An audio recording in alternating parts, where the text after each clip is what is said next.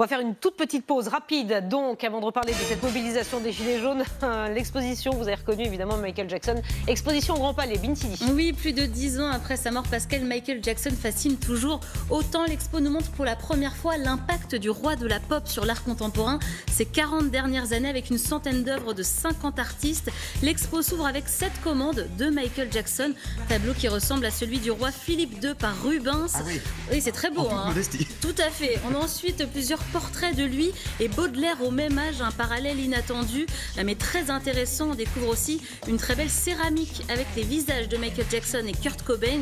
Vous le voyez, les supports sont très différents, hein, peinture, photo, sculpture. Dans l'expo, on a seulement une veste du roi de la pop, une veste de dîner avec des ustensiles dessus. Moi, j'ai eu un gros coup de cœur, c'est pour les 4 portraits créés par l'américain David Lachapelle qui s'inspire de l'iconographie religieuse. Il nous présente Michael Jackson en martyr et en saint, c'est magnifique. Andy Warhol s'est aussi penché sur la figure de Michael Jackson. Explication avec Vanessa Desclos, commissaire associée d'exposition.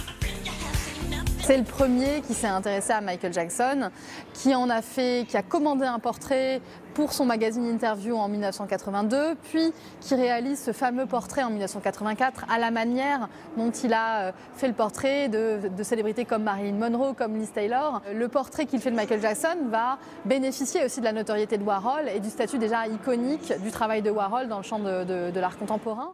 Alors Pascal, Michael Jackson adorait l'art et les artistes et ça se voit dans l'exposition de son vivant. Il a collaboré avec Mark Ryden pour la pochette de l'album Dangerous. L'original est dans l'expo et Ryden a fait un cadre sublime très baroque spécialement pour l'occasion. Dans l'expo, on a aussi beaucoup de dessins, de collages à partir de pochettes d'albums ou de magazines. Les œuvres sont assez inégales mais on a de belles surprises. Vous allez voir notamment cette installation avec des ballons et des mocassins qui rappellent la pose The Freeze du chanteur qui se tenait en équilibre sur la pointe des pieds.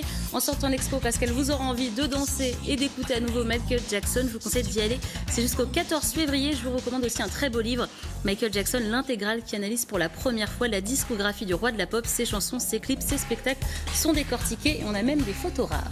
Bon, ça fait toujours du bien d'écouter Michael Jackson. Ah ouais, voilà, valeur sûre. Musique immortelle. Merci beaucoup, Binti.